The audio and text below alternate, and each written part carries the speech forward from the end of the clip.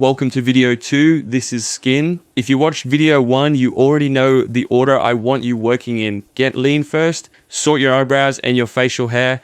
Skin comes after that, not before it, because no serum is going to outperform a face that's still carrying water weight or sleep deprivation.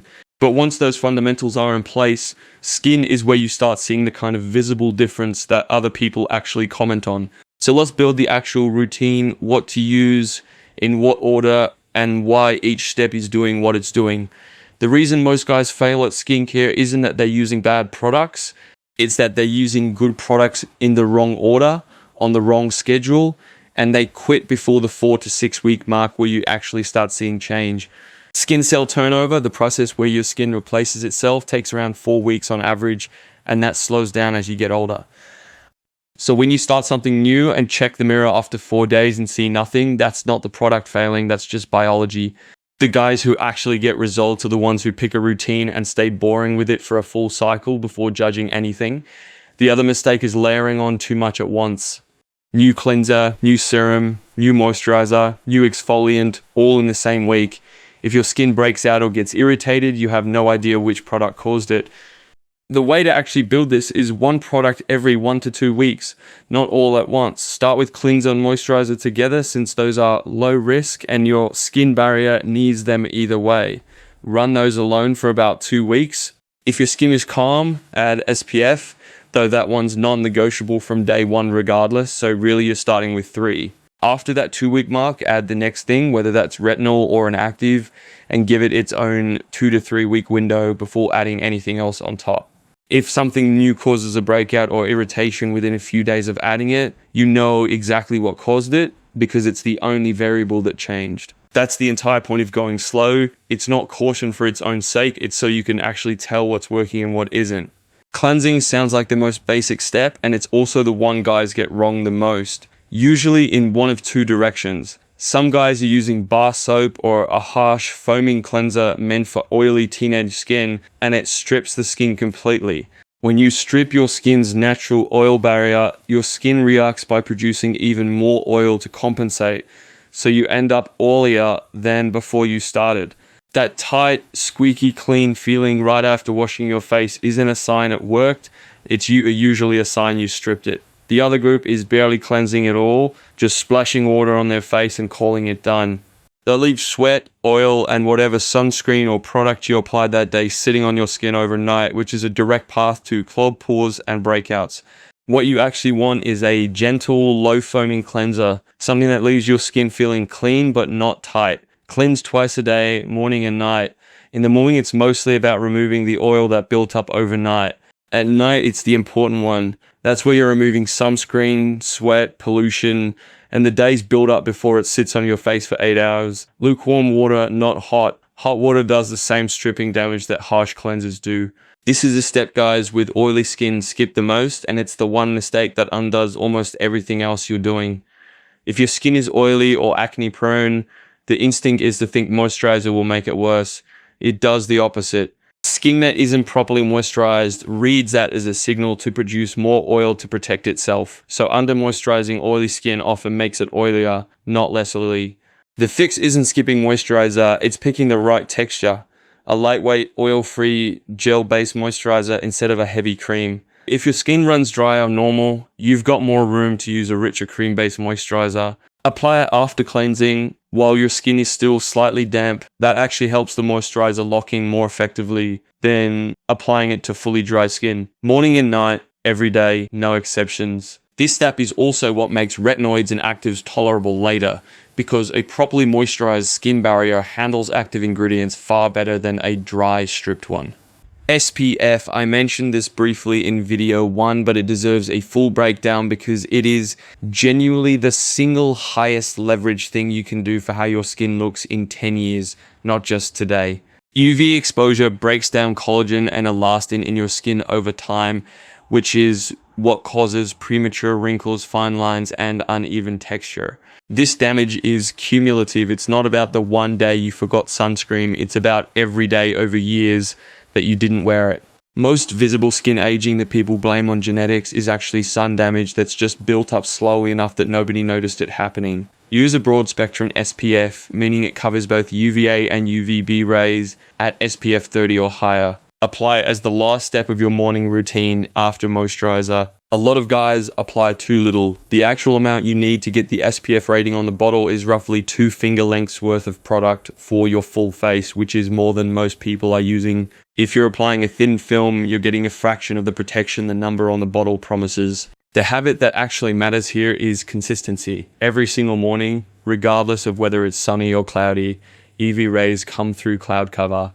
This is the one step in this entire routine that has zero debate behind it in any dermatology research. Everything else has some nuance.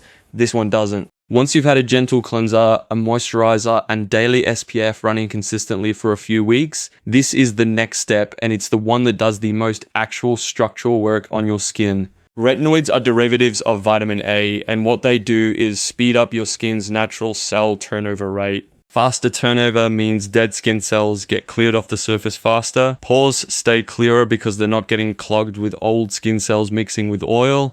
And over time, your skin produces more collagen, which is what gives skin that firmer, smoother texture. This is genuinely one of the only skincare ingredients with serious clinical research behind it, going back decades. Start with a low strength, something around 0.25 to 0.5% retinol, used 2 to 3 nights a week. Not every night. Apply it after cleansing and before moisturizer on completely dry skin. Applying retinol to damp skin increases how deep it penetrates and increases irritation, so dry skin specifically. Follow it immediately with your moisturizer because retinoids can be drying and irritating early on, and the moisturizer on top helps buffer that. You will likely go through what's called purging in the first few weeks, some increased breakouts or flaking as your skin adjusts to the faster turnover. That's a normal adjustment phase, not a sign to stop as long as it's mild. If your skin is getting genuinely raw, red, or painful, scale back to once or twice a week and build up slower. After 6 to 8 weeks of consistent use without issues, you can gradually move up in either frequency or strength, eventually working toward nightly use if your skin tolerates it. Some guys plateau comfortably at every other night forever, and that's completely fine too. There's no requirement to push to the strongest version available. Consistency at a tolerable strength beats inconsistency at a strong one. One non-negotiable pairing here: retinoids make your skin more sensitive to UV damage. If you're using retinol and skipping your morning SPF, you are actively undoing the work the retinol is doing. These two steps are a package deal. Beyond retinoids, there are a few other ingredients worth understanding, though none of them are mandatory the way cleanser, moisturizer, SPF, and retinoid are. Niacinamide is one of the more well-tolerated actives out there. It helps regulate oil production, supports your skin barrier, and can help even out skin tone over time. It's gentle enough that most people can use it daily without irritation, and it layers fine with most other products, including retinoids.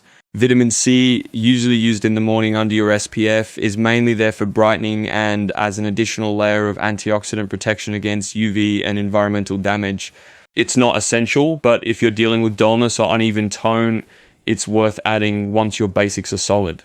Exfoliating acids, things like salicylic acid for oily or acne-prone skin, or glycolic acid for texture and tone, chemically remove dead skin cells rather than you scrubbing them off manually. The mistake guys make here is combining a strong acid exfoliant with retinol on the same night, which is genuinely too much for most skin and leads to a damaged, irritated barrier.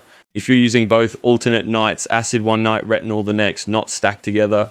None of these are where you should start. Get cleanser, moisturizer, SPF, and retinol running properly first. Adding actives on top of an unstable foundation is how guys end up with irritated, reactive skin and then blame the actives instead of the sequencing. Your skin is downstream of what's happening in the rest of your body, and no product fixes a root cause that's coming from somewhere else. High sugar and high glycemic foods, white bread, sugary drinks, heavily processed snacks, spike insulin, and that spike is linked to increased oil production and inflammation, both of which show up as breakouts. This doesn't mean cutting out every carb, it means noticing if your skin consistently reacts a day or two after a stretch of eating poorly, because for a lot of guys, it genuinely does. Dairy is another one worth paying attention to individually. Not everyone reacts to it, but a meaningful number of guys see a clear link between dairy intake and breakouts, particularly around the jaw. If your skin isn't responding the way it should despite a solid routine, that's worth testing. If you want to actually test that, cut dairy completely for 3 to 4 weeks. Track your skin over that window. If it noticeably improves, reintroduce dairy and watch where the breakouts come back. That before and after comparison is the only way to know if it's actually your trigger or just a coincidence. I touched on this in video 1, but it's worth going deeper here because it's a decision a lot of guys with severe acne end up facing. Accutane, generically isotretinoin, is for moderate to severe acne that hasn't responded to topical treatments like retinoids, salicylic acid, or even antibiotics over a meaningful period of time.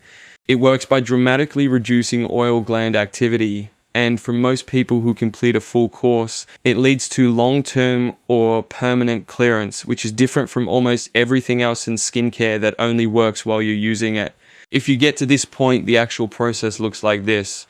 A dermatologist starts you on a low dose and runs blood work before you begin, and then every 4 to 8 weeks through the course, checking your liver enzymes and lipid levels. Doses get adjusted based on how your body responds and how your skin is clearing. A full course typically runs several months, and dermatologists generally aim for a cumulative total dose by the end, which is part of why stopping early once your skin looks clear is a common mistake. It raises the chance of relapse compared to finishing the full course your dermatologist naps out. This is not a first step. It requires a dermatologist, regular blood work throughout the course, and a real commitment to the side effects, which commonly include dry skin and lips during the course. It's also something you do not want to combine with separately using retinol or strong acids, since your dermatologist will already have you on a strong dose of a related compound. If you've genuinely been consistent with the basics in this video for several months and your acne is still significant, this is the conversation to have with a dermatologist, not a decision to make off a YouTube video. So here's how this all stacks start to finish. Morning, cleanser, then moisturizer, then SPF as the final step. If you're using vitamin C, that goes after cleanser and before moisturizer. Night, cleanser, then your active step if it's a retinol night applied to dry skin, then moisturizer on top. On nights you're not using retinol, it's just cleanser, moisturizer, possibly with an acid exfoliant a couple of times a week if your skin is tolerating actives well. That's the entire structure. It looks simple written out like this, and that's intentional. The goal was never to have you using 15 products. It's having 4 or 5 products in the right order, used consistently for months, not weeks. The mistakes. Switching products every 2 to 3 weeks because you didn't see instant results. Skin needs a full cycle, minimum 4 weeks, before you can fairly judge whether something is working. Skipping moisturizer because your skin is oily. That almost always backfires into more oil production, not less. Stacking too many actives at once, retinol and strong acids on the same night, or 5 new products in the same week, you lose the ability to tell what's actually helping or hurting. And the biggest one, expecting skincare alone to fix what's actually a sleep, diet, or stress problem. Get those right first, and everything in this video works significantly better on top of them. That's the full skin routine: cleanser, moisturizer, SPF, retinol, and the few additional actives worth knowing once those 4 are locked in. None of this is complicated. It just requires you to actually stay on it longer than 2 weeks, which is the part most guys never get past. Video 3 is hair and grooming, the actual styling products and habits that change how put together you look day to day. That drops July 5th. See you there.